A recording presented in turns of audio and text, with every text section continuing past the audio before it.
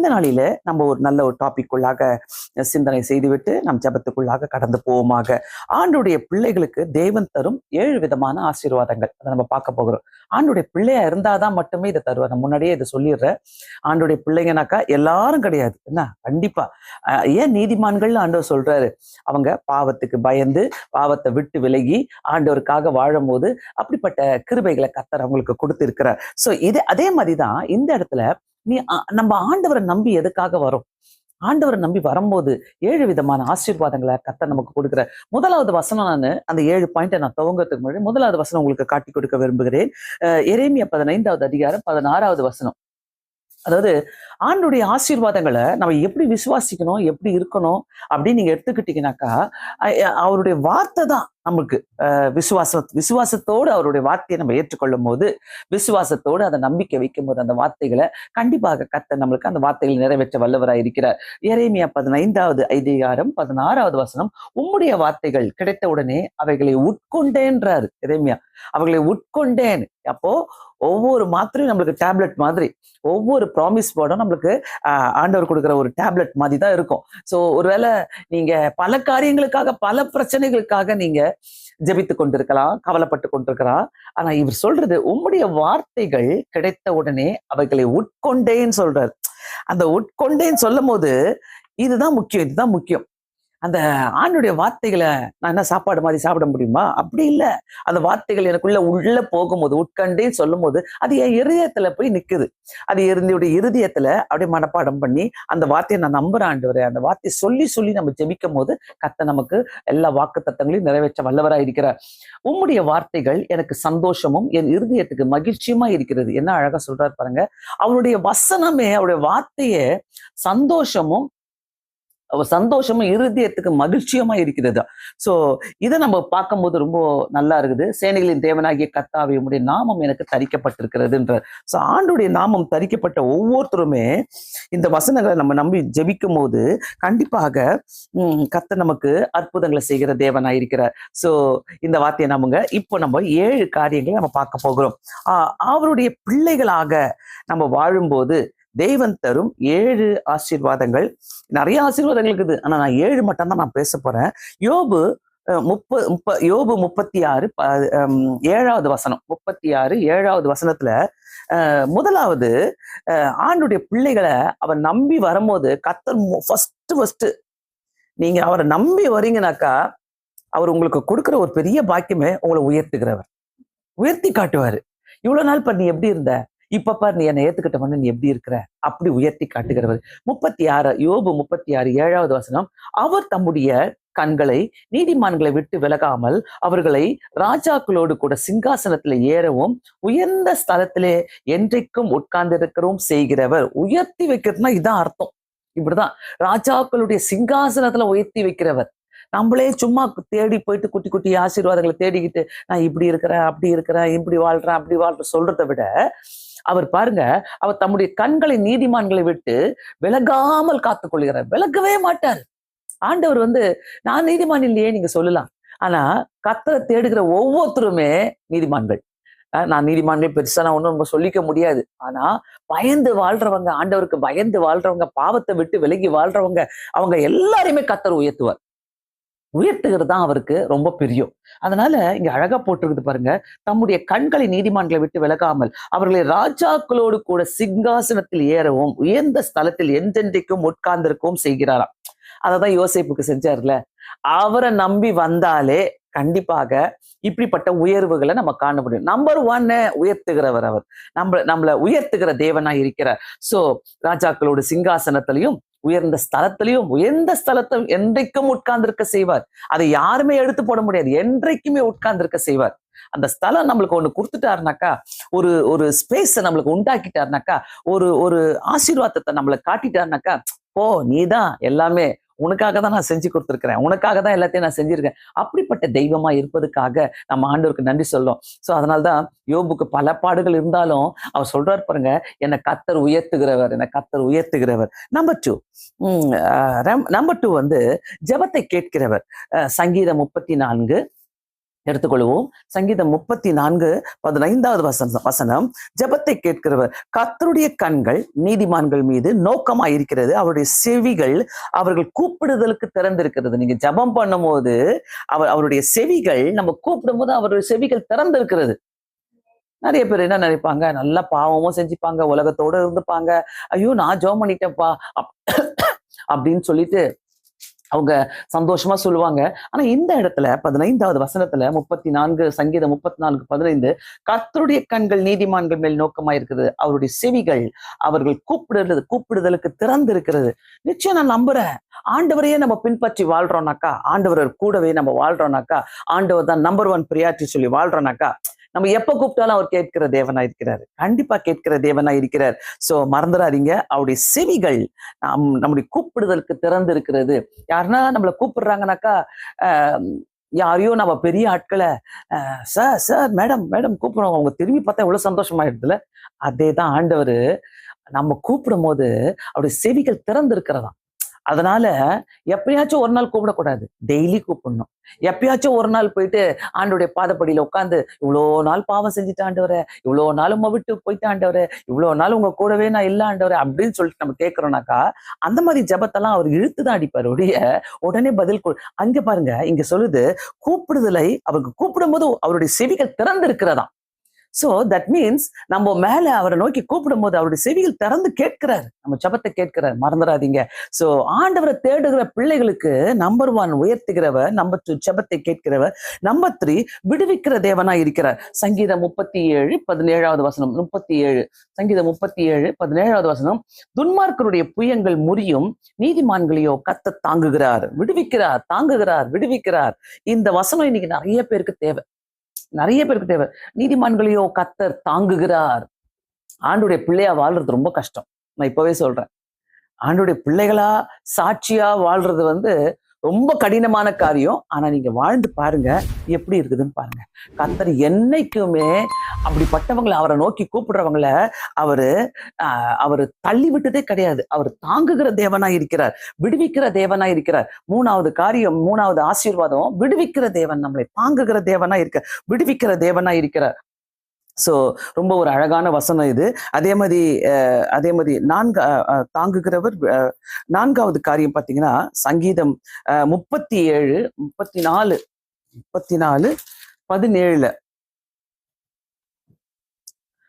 37வது அதிகாரம் 37:17 தான். அதுலயும் அந்த வசனத்திலே அதான் சொல்லுகிறது, தாங்குகிறவர் என்று சொல்லி.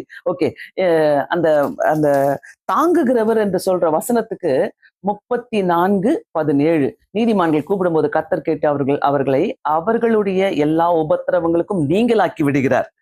அந்த விடுகிறார் என்ற வசனத்துக்கு தான் நான் இதை சொல்றேன். சோ முதல் 37:17 சொன்னேன். அந்த அதுல 34:17 வசனம், இதுல விடுவிக்கிறவர், 4வது காரியம் விடுவிக்கிறவர். விடுவிக்கிறவர் அவர்களை அவர்களுடைய எல்லா உபத்திரவங்களுக்கும் நீங்களாக்கி விடுவிக்கிறார். உபத்திரம் பிரச்சனை நிறைய பேர் டெய்லி சொல்லுவாங்க, புலம்பிக்கிட்டே இருப்பாங்க. ஐயோ இவ்வளவு பிரச்சனையா இருக்குது, இவ்வளவு கஷ்டமா இருக்குது, இவ்வளவு துன்பங்களா இருக்குது, இதெல்லாம் நம்ம எப்படி தாங்கி போறது அப்படின்ட்டு கவலையாவே உட்காந்துப்பாங்க. ஒரு சிப் காஃபி குடிச்சா கூட அந்த நேரத்துல கூட அவங்க எவ்வளவு யோசிக்கணுமோ அதை யோசிப்பாங்க. சாப்பிடும் போது யோசிப்பாங்க, தூங்கும் போது யோசிப்பாங்க, தலை வலிக்குதுன்னு சொல்லுவாங்க, இதை யோசித்து எனக்கு தலை வலிக்குதுன்னு. அப்படி கிடையாது. ஆண்டவர்கிட்ட நீங்க வரும்போது 17வது வசனம், நீதிமான்கள் கூப்பிடும் போது கர்த்தர் கேட்டு அவர்களுடைய எல்லா உபத்திரவங்களுக்கும், கொஞ்சம் உபத்திரவம் சொல்லல, 50% ஆஃப் தி உபத்திரவம் சொல்லல, எல்லா உபத்திரவங்களுக்கும் நீங்களாக்கி விடுவிக்கிறார். ஆமென். நீங்க 4வது காரியம் தான் சங்கீதம் 37:17 வசனத்தும் நம்ம பார்த்தோம். துன்மார்க்குடைய புயங்கள் முறியும், நீதிமான்களையோ கர்த்தர் தாங்குகிறார். சோ நம்பர் 1 பார்த்தோம், உயர்த்துகிறவர். 2வது பார்த்தோம், ஜெபத்தை கேட்கிறவர். 3வது காரியம் விடுவிக்கிறவர். 4வது காரியம் தாங்குகிறவர். சோ தாங்குகிற தேவன், நீதிமான்களையோ கர்த்தர் தாங்குகிறார். நம்ம ஆண்டவருடைய பிள்ளைகளா இருக்கிறது ஒரு பெரிய பொக்கிஷம். ஆண்டவருடைய பிள்ளைகளா நம்ம வாழ்றது அது ரொம்ப பாக்கியமானதா நான் பார்ப்பேன் எப்பவுமே. ஏன்னா பயங்கர சூறாவளி மாதிரி ஒவ்வொரு துன்பங்களும் கஷ்டங்களும் வரும்போது அது எங்கதான் போகுதுன்னே தெரியாது. அப்படியே கிட்ட அப்படியே போயிடும், காணாம போயிடும். காலை தொட்டுட்டு போவோம், கையை தொட்டுட்டு போவோம், நம்மளை தொட்டுட்டு போவோம், ஆனா எங்க போகுதுன்னே தெரியாது, காணாம போயிடும். அந்த அட்வான்டேஜ் தான் ஆண்டவர்கிட்ட இருக்குது. நம்ம ஆண்டுடைய பிள்ளைகளா இருக்கும் போது இந்த அட்வான்டேஜ்க்குள்ளாக நம்ம வாழ்ந்துட்டு இருக்கிறோம். ஸோ பிரியமானவர்களே, கண்டிப்பாக இந்த வசனங்களை நீங்க கேட்கும் போது கண்டிப்பாக அவர் தாங்குகிறவராய் இருக்கிறார், விடுவிக்கிறவராய் இருக்கிறார், ஜெபத்தை கேட்கிறவராய் இருக்கிறார், உயர்த்துகிறவராய் இருக்கிறார். ஸோ எந்த பிரச்சனையாக இருந்தாலும், எவ்வளவு பெரிய உபத்திரவமா இருந்தாலும் பொறுமையோடு காத்துருங்களேன், ஜெபம் பண்ணிட்டு. ஆனா டெய்லி ஜெபம் பண்ணுங்க. ஆண்டவரை டிஸ்டர்ப் பண்ணிக்கிட்டே இருங்க. ஆண்டவரே, இந்த பிரச்சனை எனக்கு முன்னாடி இருக்குது, இந்த சூழ்நிலை எனக்கு முன்னாடி இருக்குது, டிஸ்டர்ப் பண்ணிக்கிட்டே இருங்க. அவருக்கு தான் முதல் ப்ரையாரிட்டிங்க. நான் எப்பவுமே சொல்லுவேன், கர்த்தருக்கு முதல் ப்ரையாரிட்டி கொடுத்து அவரிடம் ஜெபிக்கிறவங்களுக்கு அவர் கைவிடுவதே கிடையாது, ஒரு நாளும் கைவிடுவதே கிடையாது. அதே மாதிரி பாத்தீங்கன்னா 5வது காரியம், அவர் செழிப்பாக்குகிறவர். சங்கீதம் 92:12 வசனம், நீதிமான் பனையை போல செழித்து லீபோனில் உள்ள கேதுருவை போல் இருப்பான். அந்த அந்த லீபோனில் உள்ள கேதுருவும் அந்த நீதிமான் பனையை போல செழித்து வாழ்றது என்னது? அந்த செழித்து அந்த பனையை போல அந்த கேதுரு மரத்தை போல அப்படியே செழித்து இருப்பாங்க அப்படின்னு பார்க்கும்போது அது எப்படி இருக்குதுன்னா, நல்லா கிரீனா பச்சையா அதை பார்க்கும் போதே ஒரு அழகு கலரா, ஒரு ஒரு பீஸ்ஃபுல்லா சமாதானமா இருக்கிறத நம்ம பார்க்கிறோம். அதை தான் கர்த்தர் இங்க மீன் பண்றாரு. ஸோ செழிப்பாக்குகிறவர். செழிப்புன்னா என்னது? நம்மளுக்கு நிறைய காசு இருந்தா செழிப்பு கிடையாது, நம்மளுக்கு நிறைய நகைகள் இருந்தா செழிப்பு கிடையாது, சொத்து இருக்குதா செழிப்பு அதெல்லாம் நம்ம இந்த உலகத்துல விட்டுட்டு தான் போறோம். ஸோ ஒருவேளை நீங்க அப்படி செழிப்பை நினைக்கிறீங்கன்னாக்கா, எனக்கு மட்டும் ஒண்ணு இல்லையா, அதை நினைக்காதீங்க. 3 வேளை சாப்பாடு சாப்பிட்டு 2 வேளை சாப்பாடு சாப்பிட்டா கூட சமாதானமா இருக்கிறேனா, சந்தோஷமா இருக்கிறேனா, அது போதும் ஆண்டவரே. அந்த அந்த இன்னர் பீஸ், நம்மளுக்குள்ள இருக்கிற அந்த ஒரு நித்தியமான ஆசீர்வாதம், அந்த சமாதானம், அந்த சமாதானத்தை தான் ஆண்டவர் நம்மள்ட்ட கேட்கிறாரு. யாரோ நிம்மதி இல்லை சிஸ்டர் எழுதிருக்கிறீங்க, அவரை தேடி பாருங்க. அவரை தேடி பார்த்தீங்கன்னாக்கா, உங்களுக்காக தான் கர்த்தர் ஒருவேளை இதை பேசிட்டு இருக்கிறாரு. நிம்மதியெல்லாம் நம்ம அவரை தான் தேடணும். நிம்மதி உலகத்துல போய் நம்ம தேடவே முடியாது. ஸோ உலகத்துல போய் தேட முடியாது, அது கிடைக்கவும் கிடைக்காது. ஆனா என் லைஃப்ல நான் எப்படி பண்ணேனாக்கா, எந்த கஷ்டங்கள் வந்தாலும் எந்த துன்பங்கள் வந்தாலும் முதல் போயிட்டு ஜெபம் பண்ணுவேன், முட்டி போட்டு ஜெபம் பண்ணுவேன். அதுதான் நான் செய்வேன். அது எங்க பறந்து போகுதுன்னே தெரியாது. பயங்கரமா சூறாவளி மாதிரி வந்தாலும் அத்தனை உபத்திரவங்களுக்கும் நம்மளை நீங்களாக்கி விடுவிக்கிற தேவனாய் இருக்கிறார். பிரியமானவர்களே, யார் கேட்டுட்டு இருந்தாலும் சரி, நிம்மதியை கொடுக்கிற தேவனை என்னைக்குமே கைவிடாதீங்க. அவர் தான் நிம்மதியை தருகிறவர், சமாதானத்துக்கு. உங்க மனசுக்குள்ள ஐயோ என்ன இன்னைக்கு சமாதானமே இல்லையே, ஒரு மாதிரி இருக்குது, மனசே கஷ்டமா இருக்குது, துக்கமா இருக்குது, அப்படிலாம் நேரங்கள் வரும்ல. அந்த நேரத்துல எல்லாம் நீங்க ஆண்டவரை நோக்கி, கண்டிப்பா அவரை நோக்கி கூப்பிடுங்க. அவர்கிட்ட சொல்லுங்க, ஏசப்பா நீங்க தான் என் கூட இருக்கணும், ஐயோ இந்த பிரச்சனை என்னாலலாம் முடியாது. அதனால அவர் பார்த்துக் கொள்வார். இந்த செழிப்புன்னு சொல்லும் போது நிரந்தரமான ஒரு நிம்மதி, நிரந்தரமான ஒரு சந்தோஷம், நிரந்தரமான ஒரு ஜெப வாழ்க்கை, நிரந்தரமான ஒரு சமாதானம். காலையில பைபிள் வாசிக்கலையா, அந்த சமாதானத்தை கர்த்தர் தரமாட்டாரு. காலையில ஜெபிக்கலையா, சமாதானத்தை கர்த்தர் தரமாட்டாரு. நிறைய பேர் அப்படியே கேலண்டர்ல இருக்கிற வசனத்தை வாசிச்சுட்டு போயிடுவாங்க. ஆபீஸ்க்கு போகும்போது, நைட்ல தான் எனக்கு டைம் இருக்குது, நான் நைட்ல தான் வாசிப்பேன், பகல்ல எல்லாம் எனக்கு வாசிக்க டைம் இல்லை. ஏன்னா ஓடுவாங்க, ஓடி ஓடி ஓடி ஓடி உழைக்கணும்னு பார்ப்பாங்க. கேலண்டர்ல இருக்கிற வசனத்தை வாசிச்சுட்டு போயிடுவாங்க. அது பைபிள் வாசித்த மாதிரி அவங்களுக்கு. அதே மாதிரி செல்போன்ல யாராவது வசனம் அனுப்புறாங்களா, அந்த வசனத்தை அனுப்பிட்டு அந்த வசனத்தை படிச்சுட்டு போயிடுவாங்க. அப்படி இல்லை, உங்களுக்கு கரத்துல வேதம் சொல்லி ஒண்ணு இருக்கிறது.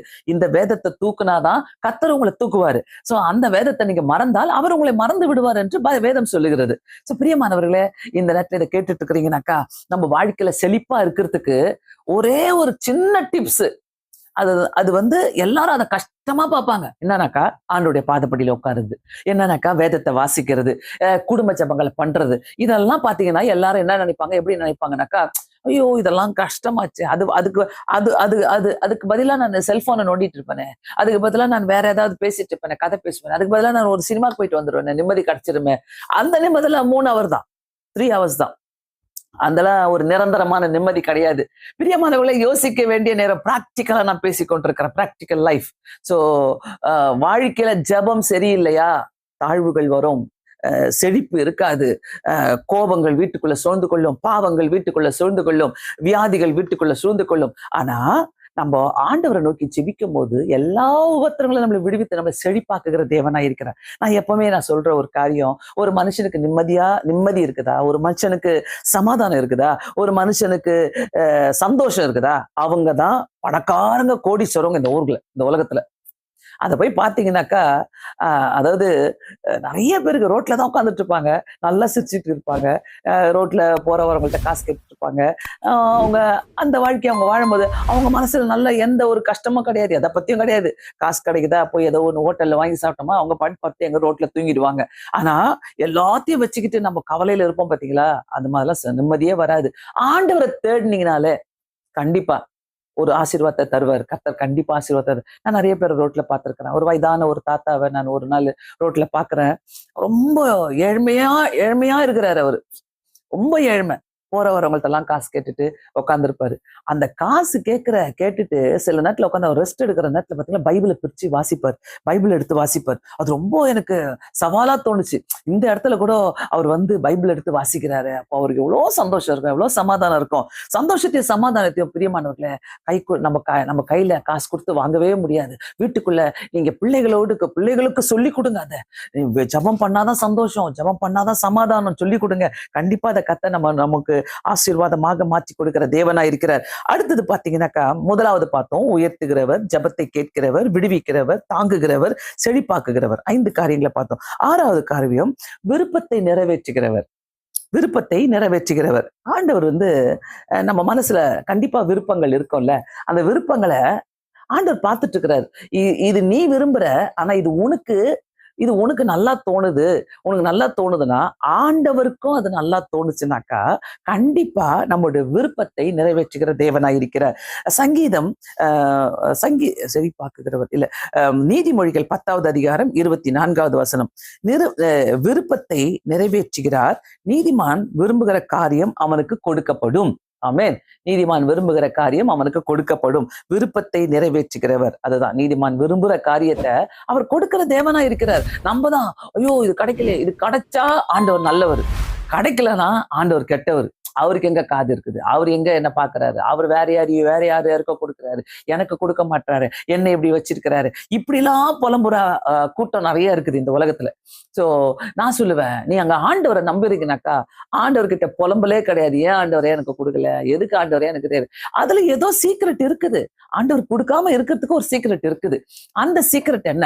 ஆண்டவருக்கு தெரியும் எப்ப கொடுக்கணும், எப்ப கொடுக்க கூடாது, எப்படி கொடுக்கணும், எந்த அளவுக்கு கொடுக்கணும் அப்படின்ட்டு ஆண்டவருக்கு தெரியும். சோ விருப்பத்தை நிறைவேற்றுகிறார் என்றால் ஆண்டவருக்கு நம்மளை ஒரு ஒழுங்குபடுத்தி நம்மளை வந்து ஒரு டிசிப்ளின்குள்ள கொண்டு வந்து நீ என்னை விட்டு விலக மாட்ட அப்படின்னு நினைச்ச பிறகுதான் அவர் நமக்கு எல்லாவற்றையும் நம்மளுடைய விருப்பத்தை நிறைவேற்றுகிற தேவனாயிருக்கிறார். நீதிமொழிகள் 10:24. அதனால நான் எப்போதுமே சொல்றேன், இன்னைக்கும் சொல்றேன், என்னைக்குமே சொல்லுவேன், ஆண்டவரை மட்டும் விட்டுறாதீங்க. யாரா இருந்தாலும் ஆண்டவரை விட்டுட்டீங்கன்னாக்கா அந்த விருப்பங்கள் நிறைவேறாது.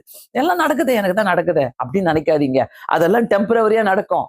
ஆண்டவர் நேத்து கூட நான் அந்த சர்மன் சொல்லும் போது நான் பார்த்தேன், சாலமோனுக்கு எப்படி ராஜ்யத்தையே கொடுத்துட்டு திருப்பி பிடிங்கிட்டாரு. ஆண்டவர் எல்லாத்தையும் பிடிங்கிட்டாரு. ஏன்னா சாலமோன் வந்து வழுவி போனாரு, சாய்ந்து போனாரு, இதெல்லாம் பார்த்தோம் நம்ம. நேத்து நான் அதை நான் எடுக்கும் போதே எனக்கு ஒரு பயங்கரமான நிறைய கேள்விகளும் பலவிதமான எண்ணங்கள் எனக்குள்ள ஓடிச்சு. ஆண்டவரால கொடுக்கவும் முடியும், எடுக்கவும் முடியும். பிரியமானவர்களே, சாலமோன் 2 முறை தரிசனம் பார்க்கிறாரு. அந்த தரிசனத்திலையும் கர்த்தர் எல்லாத்தையும் அவனோட கூட பேசி நீ எதை செய்யாதன்னு சொல்றாரோ அதை செஞ்சுட்டு இருக்கும் போது வழி போகிறாரு. அவரு தானாதான் வழி போறாரு. ஆண்டவர் அவரை வழி போக பண்ணல, தானாதான் சாஞ்சி போறாரு. அதனால கர்த்தர் கடைசியில் என்ன பண்றாரு, அவருடைய ராஜ்யத்தையே பிடிங்கிறாரு. அதனால இந்த இடத்துல அவர் விருப்பத்தை நிறைவேற்றிக்கிற தேவனா இருக்கணும்னாக்கா சுலபமான ஒரு காரியத்தை சொல்றேன். ரொம்ப சுலபமான ஒரு காரியம். அது காசை கொடுத்து வாங்க வேண்டாம், நீங்க பெருசா உட்காந்து யோசிக்க வேண்டாம். அதை பத்தி நீங்க ரொம்ப எங்கடா போய் யார்கிட்ட வாங்கணும், எங்க போய் என்ன பண்ணணும், அதை யோசிக்க வேண்டாம். சுலபமான ஒரு காரியம். ஆண்டவரோடு கூட நடங்க, ஆண்டவரோடு கூட இருங்க, எல்லாமே கிடைக்கும், எல்லாமே கிடைக்கும். அதாவது ஒருத்தர் புலம்பி கேட்கறத பாத்தீங்கன்னாக்கா பயங்கரமா இருக்கும். குழந்தைக்காக எவ்வளோ ஏங்குவாங்க, வேலைக்காக ஏங்குவாங்க, நல்ல ஒரு பொண்ணு கிடைக்கணும், நல்ல ஒரு மாப்பிள்ளை கிடைக்கணும், அதுக்காக அழுது ஜெபம் பண்ணுவாங்க. ஆண்டவருக்கு அதெல்லாம் லேசான காரியம், லேசான காரியம். நம்ம அந்த தேவனால் கூடாத காரியம் ஒன்றுமே இல்லை. லூக்கா 1:38 பாக்குறோம், தேவனால் கூடாத காரியம் ஒன்றுமே இல்லை. சோ தேவனால் எல்லாமே கூடும், நமக்கு தான் வாங்க தெரியல. அவர் வந்து நம்ம விருப்பத்தை நிறைவேற்றுகிறவர். அது சொல்றாருல, நீதிமான் விரும்புகிற காரியம் அவனுக்கு கொடுக்கப்படும்ன்றாரு. சோ ஆண்டவரை ஏற்றுக்கொண்ட பிள்ளைகளா இருக்கிறோம்னாக்கா ஒவ்வொரு நாளும் நம்மளை நாமே பரிசுத்தப்படுத்தி கொண்டு போயிட்டே இருக்கணும். ஆண்டவரே, நான் இன்னும் எப்படி வாழணும் ஏசப்பா, நான் இன்னும் எப்படி இருக்கணும் ஆண்டவரே, இன்னும் நீங்க என்னை எடுத்து உபயோகப்படுத்துங்க. சிலர் பாத்தீங்கன்னா ஆண்டவரை ஏத்துப்பாங்க, பைபிள் வாசிப்பாங்க, ஜெபம் பண்ணுவாங்க. அவங்க நினைச்சுப்பாங்க, ஓ இது மட்டும் தான் நான் செய்யணும் போல, வேற எதையும் நான் செய்யக்கூடாது, இப்படிதான் இருக்கணும் போல, வெறும் பைபிள் வாசமா ஜெபம் பண்ணுமா, ஒழுங்கா நடந்துக்கிறோமா, அவன் செய்யலையா, இதை செய்யலையா, அது செய்யலையா, ஓகே ஓகே, நான் என்னுடைய என்னுடைய ஜோனுக்குள்ள நான் இருந்துடுறேன் அப்படின்னு நினைப்பாங்க. அப்படி கிடையாது. ஓ கர்த்தரை ஏற்றுக்கொண்டியா, கர்த்தரை நம்புறீங்களா, கர்த்தரை விசுவாசிக்கிறீங்களா, உங்க வாழ்க்கையில ஒரு நன்மை செய்தாரா, உங்க வாழ்க்கையில ஒரு நன்மை இல்ல அநேக நன்மைகளை செஞ்சாரா, அதை போய் பலருக்கு சொல்லுங்க.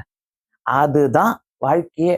நான் எப்பவுமே என் வாழ்க்கையில பார்ப்பேன், ஏதாவது ஒரு ஊழியம் நல்லா முடிச்சிட்டு வரும்போது ஆண்டவர் என்னெல்லாம் சர்ப்ரைஸ் பண்ணுவார், பயங்கரமா சர்ப்ரைஸ் பண்ணுவார். எதனா ஒரு ஆசீர்வாதங்களை கொடுத்துக்கிட்டே இருப்பாரு, ஏதாவது ஒரு ஆசீர்வாதங்களை அவர் தந்துகிட்டே இருப்பாரு. பிரியமானவர்களே, இந்த நேரத்திலையும் இந்த இந்த நேரத்துல நம்ம செபிக்கலாம், ஒவ்வொரு காரியங்களுக்காக நம்ம செபிக்கலாம். கர்த்தர் நமக்காக பெரிய காரியங்களை செஞ்சு கொண்டிருக்கிற தேவனா இருக்கிறாரு.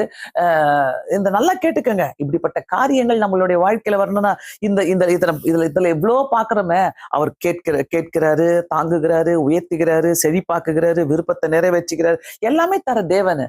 நம்ம கிட்ட வேற ஏதாவது கேட்கிறாரு அவரு? இல்லையே, வேற எதுவுமே கேட்கலையே. நீங்க என்னிடத்துல வந்தாலே இளைப்பாறுதல் தருவேன் என்று சொல்லுகிற தேவன். 7வது காரியம், தயவு செய்து எடுத்துக்கங்க. மத்தேயு எழுதின சுவிசேஷம் 25வது அதிகாரம் 46வது வசனத்துல நித்திய ஜீவனை தருகிறவர். ஆமென். நித்திய ஜீவன், நீதிமான்கள் நித்திய ஜீவனை அடையவும் போவார்கள் என்றார். நீதிமான்கள் நித்திய ஜீவனை அடையவும் ஆண்டவர் போட்டிருக்கிறார்ல அந்த இடத்துல, அந்த வசனம், அந்த நீதிமான்களுக்கு, ஆண்டவருடைய பிள்ளைகளுக்கு, ஆண்டவருக்கு பயந்து வாழ்கிறவங்களுக்கு நித்திய ஜீவன் உண்டு. அந்த நித்திய ஜீவன் எங்க? பரலோகத்துல. சோ 7 காரியங்கள் நம்ம இன்னைக்கு பார்த்திருக்கிறோம். அதாவது உயர்த்துகிறவர், ஜெபத்தை கேட்கிறவர், விடுவிக்கிறவர், தாங்குகிறவர், செழிப்பாக்குகிறவர், விருப்பத்தை நிறைவேற்றுகிறவர், நித்திய ஜீவனை தருகிறவர். இந்த 7 காரியங்களும் நம்ம அனுபவிக்கணும்னாக்கா, பிரியமானவர்களே, தயவு செய்து ஆண்டவரோடு கூட நடங்க, ஆண்டவரோடு கூட வாழுங்க, ஆண்டவரோடு கூட இதை செய்யுங்க. எது என்னால செய்ய முடியாது, எதை நான் விட முடியும், எது எனக்கு தேவையில்லை, இதெல்லாம் நீங்க கேட்கறீங்கனாக்கா கர்த்தர் கண்டிப்பா நமக்கு காட்டுவாரு. இந்த பாவத்தை என்னால செய்யாம இருக்க முடியலையே அப்படின்னு சிலருக்குள்ள சில எண்ணங்கள் வரும். சிலருக்குள்ள அந்த பாவம் செய்யற எண்ணம்னு, பாவம் செய்யறோமேன்ற அந்த ஃபீலிங்ஸ் கூட இருக்காது. ஏன்னா அவங்களுக்கெல்லாம் அந்த பாவம் எல்லாம் பழக்க தோஷம் ஆயிடும். பரவாயில்ல, இதெல்லாம் என்ன இருக்குது, ஞாயிற்றுக்கிழமை ஆனா நான் சர்ச்சுக்கு போயிட்டு வந்துடும், மற்ற நாள்லாம் நான் ஜாலியா இருப்பேன், ஞாயிற்றுக்கிழமை ஆனா நான் பைபிள் வாசிடுவேன், அன்னைக்கு மட்டும் நான் பக்தி ஆயிடுவேன், அன்னைக்கு மட்டும் ஒரு பெரிய சிலுவை போட்டுப்பேன், அது போதும் நினைக்கிறவங்க நிறைய பேர் இருக்கிறாங்க. கர்த்தர் அப்போ அவங்க வாழ்க்கையில எல்லாம் போராட்டம் இருக்குமா இல்லையா, உபத்திரவங்கள் இருக்குமா இல்லையா?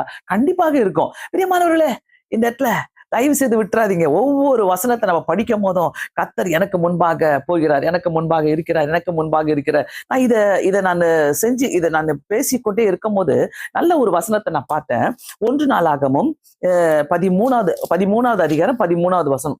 எனக்கு ரொம்ப பிடிச்சிச்சு அந்த வசனத்தை. அந்த அதிகாரத்தை ஃபுல்லாவே நான் வாசித்து பார்த்தேன். 13வது அதிகாரத்துல அங்க நம்ம என்ன பாக்குறோம்னாக்கா, உடன்படிக்கை பெட்டிய தாவீதுடைய டைம்ல பாத்தீங்கன்னாக்கா 5வது வசனத்துல அப்படியே தேவனுடைய பெட்டியை கீரியாத்திலிருந்து கொண்டு வரும்படி தாவீது எகிப்து தேசத்துக்கும் சீகோர் நதி துவங்கி ஆமாத்தின் எல்லை மட்டுமுள்ள இஸ்ரவேலோடு கூட, அப்படியே அதை யாரு தூக்கிட்டு போவா, அதை யார் அங்கிருந்து எடுத்துட்டு வருவா அப்படின்னு அப்படியே டிஸ்கஷன் நடக்கும்போது 13வது வசனத்துல 13 பெட்டியை தன்னிடத்தில் தாவீதின் நகரத்திலே கொண்டு வராமல் அதை கித்தியனாகிய ஓபேத் ஏதோமின் வீட்டில் சேர்த்தான். எப்படி பாருங்க, அவங்க வீட்டுல போயிட்டு அந்த அந்த அந்த அந்த உடன்படிக்கை பெட்டியை வைக்கிறாங்க. அது போக வேண்டிய இடம் வேற, ஆனா அதை பத்திரமா எடுத்துட்டு போகணும்னு சொல்லி ஓபேத் ஏதோமின் வீட்டிலே விற்கிறாங்க. அதை 14வது வசனம், தேவனுடைய பெட்டி ஓபேத் ஏதோமின் வீட்டிலே அவனிடத்தில் 3 மாதம் இருக்கையிலே, நல்லா கவனிங்க, 3 மாதம் அங்க இருந்துச்சான் அந்த பெட்டி அவங்க வீட்டுல. அதனால என்ன ஆச்சுனாக்கா, போட்டுக்கிட்டு பாருங்க, கர்த்தர் ஓபேத் ஏதோமின் வீட்டையும் அவனுக்கு உண்டான எல்லாவற்றையும் ஆசீர்வதித்தார். நான் இதை எப்படி பாக்குறேனாக்கா, எனக்குள்ள இருக்கிற பெட்டி ஜெபம் என்ற உடன்படிக்கை பெட்டி, வேத வாசிப்பு என்ற உடன்படிக்கை பெட்டி, ஆலயத்துக்கு போக வேண்டும் என்ற ஒரு உடன்படிக்கை பெட்டி. உடன்படிக்கைனா we make covenant with God. ஆண்டவர்கிட்ட நம்ம உடன்படிக்கை பண்ணிக்கொள்கிறோம். இந்த உடன்படிக்கை நமக்குள்ள இருந்தாலே, இந்த பாவத்தை நான் செய்ய மாட்டேன் என்ற உடன்படிக்கை இருந்தாலே கர்த்தர் அந்த உடன்படிக்கை ஏதோமின் வீட்டையும் ஓபேத் ஏதோமின் வீட்டையும் அவனுக்கு உண்டான எல்லாவற்றையும் ஆசீர்வதித்தார். எனக்கு என்ன ஆசைனாக்கா, இதுக்கு முன்னாடி அந்த ஓபேத் ஏதோமோ எப்படி இருந்தாங்க, ஓபேத் ஏதோமின் வீடு எப்படி இருந்தது அப்படின்னு நான் தெரிஞ்சுக்கணும். ஆனா இந்த இடத்துல ஓபேத் ஏதோமின் வீட்டையும் அவனுக்கு உண்டான எல்லாவற்றையும் ஆசீர்வதித்தார். எல்லாவற்றையும் கர்த்தர் நமக்கு ஆசீர்வாதமாக்கி தருணனாக்கா, சிம்பிள் மெத்தட் என்னன்னாக்கா, take your Bible and read, pray. குடும்ப ஜெபத்தை வைங்க, வீட்டுக்குள்ள ஜெபம் பண்ணுங்க. அதே மாதிரி பைபிள் எடுத்து வாசிங்க. ரொம்ப நேரம் அப்படியே டிவியே பார்த்துட்டு இருப்பாங்க. அதான் டிவியில போட்டு டிவியே ஃபுல்லா ஓடிக்கிட்டே இருக்கும். இல்லைன்னா செல்போனை நோண்டிக்கிட்டே இருப்பாங்க. அதனால என்ன பிரயோஜனம் இருக்குது, என்ன கிடைக்குது? அதெல்லாம் மூடி வச்சுட்டு அப்புறம் உட்காந்து அப்படியே வேசனப்பட்டுட்டு உட்காந்துட்டு இருப்பாங்க. ப்ராக்டிக்கல் லைஃப்ல நம்ம எப்படி தாண்டி வரணும்? இதெல்லாம் இந்த கஷ்டங்களை, இந்த துன்பங்களை எப்படி தாண்டி வரணும்? நான் எப்படி இருக்கணும்? பார்த்துட்டு இருக்கிறீங்கன்னாக்கா, ஒருவேளை உங்க வாழ்க்கையில இப்படிப்பட்ட சூழ்நிலைகள் எனக்கு ஒண்ணுமே புரியலையே, என்ன பண்றதுனே தெரியலையே, நான் சர்ச்சுக்கு கூட போறேன் அப்படின்னுவாங்க. சிலர்லாம் சொல்லுவாங்க, நான் பைபிளை வாசித்தா எங்க வீட்டுல திட்டுறாங்க, ஜெபம் பண்ணா எங்க வீட்டுல திட்டுறாங்கன்னு சொல்லுவாங்க. அப்போ எப்படி விடுதலை வரும்? அவங்களுக்கு எப்படி விடுதலை கிடைக்கும்? நம்ம கஷ்டத்தை அனுபவிக்கும் போது அவங்களும் நம்மள பாக்குறாங்க. அந்த கஷ்டம் நம்ம வாழ்க்கையில வரும்போது அவங்களும் வழி சொல்ல மாட்டாங்க. ஏதாவது ஒரு நல்ல வழி இருக்குன்னா அந்த வழியும் போக விட மாட்டாங்க. அதை மீறி நீங்க வரீங்க பாருங்க, அந்த அந்த தடைகளெல்லாம் தாண்டி நான் பைபிளை வாசிப்பேன், ஜெபம் பண்ணுவேன், ஆண்டவரோடு கூட நடப்பேன் சொல்லும் போது ஆண்டவர் நம்ம விருப்பத்தை நிறைவேற்றுகிற தேவனா இருக்கிறார். பிரியமானவர்களே, சோர்ந்தே போவாதீங்க. தயவு செய்து சொல்றோம், ஒரு நாளும் சோர்ந்து போவாதீங்க. ஆண்டவர் நம்மோடு கூட இருந்து நம்மள பெரிய காரியங்களை செய்து கொண்டிருக்கிற தேவனா இருக்கிற இந்த சேனலை பார்த்து கொண்டிருக்கிற உங்க வாழ்க்கையில கர்த்தர் பெரிய காரியங்களை செய்யணும்னாக்கா, வாக் வித் காட், ஆண்டவரோடு கூட நடங்க, ஆண்டவரோடு கூட இருங்க.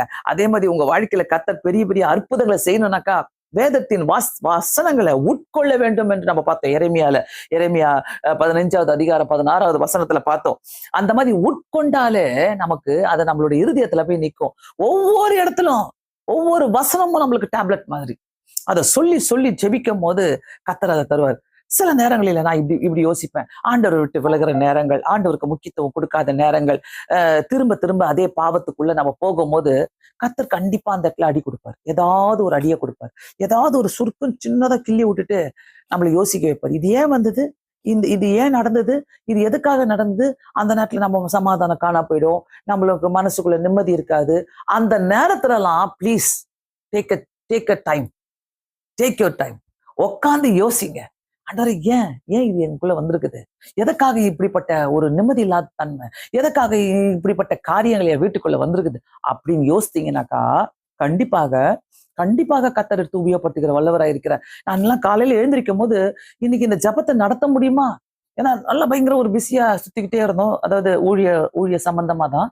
காலையில எழுந்திருக்க முடியுமான்னு நான் எழுந்திருக்கிறதுக்கு முன்னாடி என்ன பண்ணேன், நல்ல ஒரு ஜெபம் பண்ணிட்டு இப்ப நான் பூமியில காலை வைக்க போறேன். என்னுடைய கட்டில இருந்து கீழே என் காலை வைக்க போறேன். இந்த வியாதி எல்லாம் ஓடிடணும். சாத்தான், உன்னால முடியவே முடியாது. உனக்கு பாரு எவ்வளவு பயங்கர ஒரு கோல்டு, தலைவலி எல்லாமே. ஆனா இங்க நிக்கிறவங்க முன்னாடிதான் என்ன பேசிட்டு இருக்கிற. எனக்கு அப்படி ஒண்ணு இருந்ததா அப்படின்னு தோணுது. எனக்கு காலையில அப்படி ஒண்ணு இருந்ததா. சோ காலையில காலை கீழே வைக்கும் போதே, சாத்தானே நீ ஓடி போயிடு, உனக்கு அருகதை கிடையாது, ஆண்டவரே நீங்க ஹீல் பண்ணுங்க, உங்க ஊழியத்தை போய் நான் செய்வேன். Simple matter. ஆண்டவர்கிட்ட நெருங்க தெரியல நிறைய பேருக்கு. ஆண்டவர்கிட்ட நெருங்கி வாழ தெரியல. ஒரு நாள் ஜெபம் பண்றது, ஒரு நாள் தூக்கி போடுறது, ஒரு நாள் ஆண்டவரை பத்திரமா பிடிச்சிக்கிறது, இன்னொரு நாள் தூக்கி போடுறது, அப்பப்போ நினைச்சுக்க வேண்டியது, உமக்கு தெரியுமே என்னதான் உமக்கு தெரியுமே, எல்லா பாவத்தோட கலந்து வாழ்றது. அதாவது ஜாடிக்கு ஏத்த முடிய அப்படியே வாழ்ந்துட்டு கிடப்பாங்க பாருங்களா. ஆண்டவர் அப்படி விரும்பவே இல்லை. இது அத்தனையும் நம்மள உயர்த்துகிறவர், ஜெபத்தை கேட்கிறவர், விடுவிக்கிறவர், செழிப்பாக்குகிறவர், விருப்பத்தை நிறைவேற்றுகிறவர், நித்திய ஜீவனை தருகிற தேவனுக்கு நான் இங்க வாழ்ந்தனாக்கா இத்தனை கிருபைகளை எனக்கு கொடுத்து சந்தோஷமா வாழ வைப்பார். எதை பத்தியும் கவலையே வேண்டாம். ஐயோ எனக்கு சொந்த வீடு இல்லையே, ஐயோ எனக்கு பணம் இல்லையே, ஐயோ எனக்கு சாப்பாடு இல்லையே, ஐயோ எனக்கு இது இல்லையே அது இல்லையே, சொல்லவே முடியாது. எங்க இருக்கிறீங்களோ அந்த கூடாரத்தின் மேல கர்த்தருடைய கரம் இருக்கும். கண்களை மூடி நாம் அனைவரும் ஜெபிக்கலாம். ஆன்லைன்ல இருக்கிறவங்க எல்லாருமே தயவு செய்து இந்த சேனலை நீங்க சப்ஸ்கிரைப் பண்ணிக்கொள்ளுமா நான் கேட்டுக்கொள்கிறேன். எல்லாருமே ஜெபம் பண்ணுங்க. எல்லாரும் ஒரு தேவையோடு இருக்கிறீங்க. ஆண்டவர்கிட்ட நெருங்கி வாழும் போது கர்த்தர் நமக்கு பெரிய காரியங்களை செய்கிற தேவனா இருக்கிறார். யாரா இருந்தாலும், ஒருவேளை வியாதியில மூழ்கி கிடக்குறீங்களா, வியாதி என்ற ஒரு சாபம் உங்க வீட்டுக்குள்ளே இருக்குதா, ஒருவேளை கஷ்டம் என்ற சாபங்கள் உங்க வீட்டுக்குள்ளே இருக்குதா, ஒருவேளை பண கஷ்டங்கள் இருக்குதா, உங்களை ஏமாத்திக்கிட்டு இருக்கிறாங்களா, எல்லாத்துக்கும் நீங்க செய்ய வேண்டிய ஒரு காரியம் என்னன்னாக்கா, அப்படியே ஆண்டவரை நோக்கி, ஆண்டவரே நீர் நீர் உயர்த்துகிற தேவன் அப்பா. ஆண்டவரே, நீர் உயர்த்துகிறவர் ஆண்டவரே. என்னை வழி நடத்துகிறவர் ஐயா. என்னை விடுவிக்கிறவர் ஆண்டவரே. ஜெபத்தை கேட்கிறவர் ஆண்டவரே. என்னை செழிப்பாக்குகிறவர் ஆண்டவரே. எல்லாரும் ஜெபம் பண்ணுங்க. ஒரு நிமிஷம் வாயை திறந்து ஜெபம் பண்ணுங்க. என் தேவைகளை சந்தியும் ஆண்டவரே. உலகத்துல போய் நம்ம நிம்மதியை வாங்க முடியாது. உலகத்துல போயிட்டு நம்ம நிம்மதியை காசு கொடுத்து வாங்கவே முடியாது. சமாதானத்தை வாங்க முடியாது. சந்தோஷத்தை வாங்க முடியாது. பிரியமானவர்களே, அந்த சந்தோஷம், சமாதானம், நிம்மதி அவர் தான் கொடுக்காரு. அவர் வழி நடத்தணும்னு சொல்லி ஜெபம் பண்ணுங்க எல்லாருமே. நீங்க வழி நடத்துங்க ஆண்டவரே. என்ன நீங்க என் கரத்தை பிடிச்சிங்க ஆண்டவரே. என் குடும்பத்தை நீங்க வழி நடத்துங்க. எவ்வளவு பிரச்சனை இல்லாதவங்க யாருமே கிடையாது. ஆனா அந்த பிரச்சனைக்கு எல்லாத்தையும் நீங்களாக்கி விடுவிக்கிறாரு ஆண்டவரே. இனி நான் உமக்காக வைராக்கியமா வாழணும் ஆண்டவரே சொல்லி ஜெபம் பண்ணுங்க. எல்லாருமே பார்த்து கொண்டிருக்கிற அத்தனை பேருமே ஏசப்பாக்கு ஒப்பு கொடுத்து ஜெபம் பண்ணுங்க. எனக்கு வழி தெரியலன்னு நினைச்சேன், ஆனா என் ஜெபத்தை நீ கேட்கிற தேவன் என்று நான் இன்னைக்கு தெரிந்து கொண்டேன் ஆண்டவரே. என் ஜெபத்தை கேட்கிறவர் ஆண்டவர். நீதிமான்கள் விரும்புகிற காரியத்தை கொடுக்கிறவர். ஜெபத்தை கேட்கிற கர்த்தருடைய கண்கள் நீதிமான்கள் மீது நோக்கமா இருக்கிறது. பிரியமானவர்களை யாரா இருந்தாலும் உடைய கரத்துல கொடுக்கிறனே சாமி என்று சொல்லி ஜெபம் பண்ணுங்களேன். கர்த்தர் நம்மளை கைவிடவே மாட்டார்.